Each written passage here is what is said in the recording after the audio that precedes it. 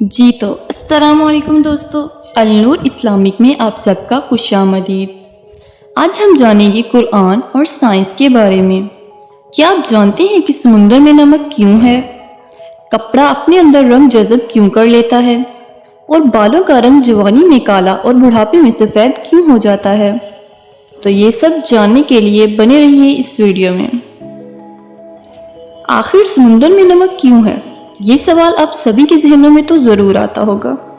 یہ سوال علماء طبیعی کے ہاں صدیوں زیر بحث رہا۔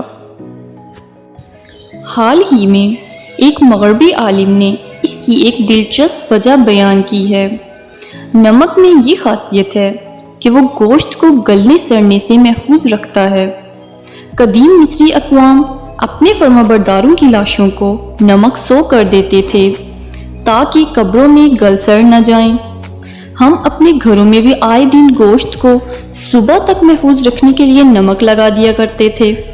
چونکہ سمندر میں ہر روز کروڑوں مچھلیاں اور دیگر آبی جانوروں کی موت واقع ہوتی ہے اور ایام جنگ میں لاکھوں انسان سمندروں کی بھیڑ چڑھتے ہیں، اس لیے اللہ نے سمندر کو تعفن سے محفوظ رکھنے کے لیے نمک کی کثیر مقدار پانی میں شامل کر دی۔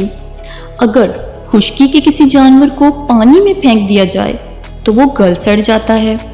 قدرت کا کمال ملاحظہ فرمائیے کہ سمندر میں کروڑہا آبی جانور موجود ہیں اور وہ گلتے سڑتے نہیں بلکہ ہر وقت تازہ رہتے ہیں۔ اللہ نے اس معجزہ تخلیق کی طرف یوں متوجہ فرمایا ہے، وَمِن كُلٍّ تَأْكُلُونَ لَحْمًا طَرِيًّا، اور تم سمندروں سے تازہ گوشت حاصل کرتے ہو۔ آخر کپڑا رنگ کیوں قبول کر لیتا ہے؟ اس کے متعلق مختلف نظریے ہیں۔ زیادہ معقول نظریہ یہ ہے کہ مواد رنگ اور کپڑے کے اجزاء میں مختلف بجلیاں موجود ہوتی ہیں، اس لیے کپڑا رنگ کو کھینچ لیتا ہے۔ اونی کپڑے میں ذرات برقیہ کی باہمی کشش سوتی کپڑے سے 15 گنا زیادہ ہوتی ہے۔ یہی وجہ ہے کہ اونی کپڑے کا رنگ پائیدار ہوتا ہے اور سوتی کپڑا جلد پھیکا پڑ جاتا ہے۔ بالوں کے رنگ میں اللہ کی کون سی حکمت چھپی ہوئی ہے؟ آپ کے ذہنوں میں اکثر یہ سوال تو آتا ہوگا کہ ہمارے بال جوانی میں کالے اور بڑھاپے میں سفید کیوں ہو جاتے ہیں؟ آخر اس کی وجہ کیا ہے؟ تو ہمارے بالوں کی جڑوں میں ایک رنگ دار مادہ ہوتا ہے جو بڑھاپے میں ختم ہو جاتا ہے اور اس کی جگہ ہوا لے لیتی ہے، اس لیے باقی بال سفید ہو جاتے ہیں۔ بوڑھا ضعف کی وجہ سے چل پھر نہیں سکتا اور سائے میں پڑا رہتا ہے، اور جوان کو دھوپ میں کام کرنا پڑتا ہے، اس لیے اللہ نے اس کو کالے رنگ کے بال عنایت کیے تاکہ دھوپ سے نقصان نہ پہنچے۔ اب آپ سبھی کے ذہنوں میں یہ سوال بھی آئے گا کہ دفتر میں کام کرنے والے کلرکوں اور دیگر سایہ نشینوں کے بال جلدی سفید ہو جاتے ہیں، آخر وہ کیوں؟ وہ اس لیے کیونکہ قدرت ان کے بالوں کو سیاہ رکھنے کی ضرورت محسوس نہیں کرتی، کیونکہ وہ سائے میں کام کرتے ہیں۔ اس کے علاوہ بھی بہت سی ایسی چیزیں ہیں جن میں اللہ کی قدرت نظر آتی ہے، جیسا کہ ہمیں گہری نیند سے کوئی بھی شعور بیدار نہیں کر سکتا، لیکن ماں کو بچے کی ہلکی سی آواز جگا دیتی ہے، اور اسی طرح کتا گھر والوں کے شور اور موٹر گاڑیوں کے شور سے بالکل بھی نہیں جاگتا، لیکن اجنبی کے پاؤں کی ہلکی سی آہٹ اس کو چونکا دیتی ہے۔ اور ہم جہاز میں آرام سے سو رہے ہوتے ہیں، لیکن جیسے ہی اس کے انجن میں ذرا سی خرابی پیدا ہوتی ہے تو سب مسافر یکلخت اٹھ بیٹھتے ہیں۔ ایسا کیوں ہوتا ہے؟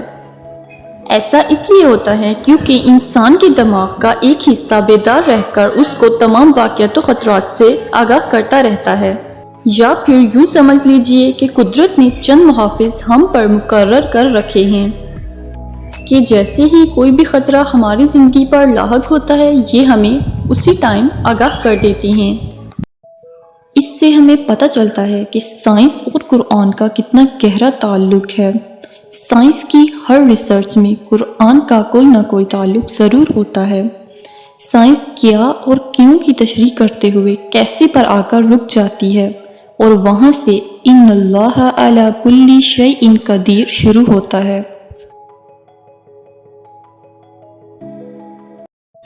کیا آپ جانتی ہیں دوستو کہ گرم ممالک میں لوگوں کا رنگ سیاہ کیوں ہوتا ہے؟ اس میں بھی اللہ کی ایک بہت بڑی حکمت چھپی ہوئی ہے۔ گرم ممالک میں رنگ کی سیاہی ایک رحمت ہے۔ جس طرح سبز اینک آنکھوں کو تیز روشنی سے محفوظ رکھتی ہے، اسی طرح کالی چمڑی جسم کے خلیوں کو جلنے سے بچاتی ہے، اس لیے کہ یہ سورج کی گرم اور تیز شعاؤں کو جلد جذب کر کے جلد ہی باہر نکال دیتی ہے اور اس طرح جسم کو نقصان نہیں پہنچتا۔ قدرت دھوپ میں کام کرنے والے کسانوں کا رنگ حسب ضرورت سیاہ کر دیتی ہے تاکہ انہیں نقصان نہ پہنچے۔ یوں سمجھیے کہ کالا رنگ ایک ذرہ ہے جو جسم کو آفتاب کے آتشین تیروں سے بچاتا ہے۔ علماء فطرت کا خیال ہے کہ تمام کالے جانور، کوئل، کوا، کالی بکری وغیرہ خط استوا کے ارد گرد پیدا ہوئے تھے اور ان کی یہ رنگت تیز دھوپ سے بچنے کی خاطر تھی۔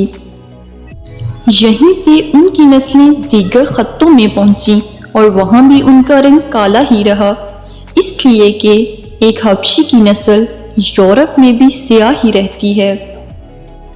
اس سے ہمیں پتہ چلتا ہے کہ اللہ کی قدرت ہر ذرے ذرے میں چھپی ہوئی ہے۔ بہت سے غیر مسلم سائنسدان جنہوں نے اب خود اس بات کا اعتراف کر لیا ہے کہ اس دنیا کی ہر چیز قرآن پاک سے تعلق رکھتی ہے۔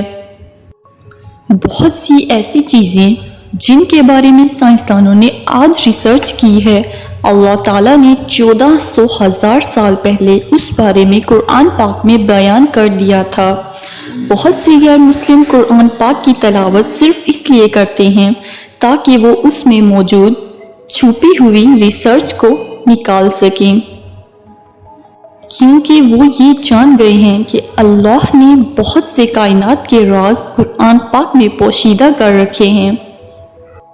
ارشاد باری تعالیٰ ہے فَبِأَيِّ آلَاءِ رَبِّكُمَا تُكَذِّبَانِ، اور تم اپنے رب کی کون کون سی نعمتوں کو جھٹلاؤ گے؟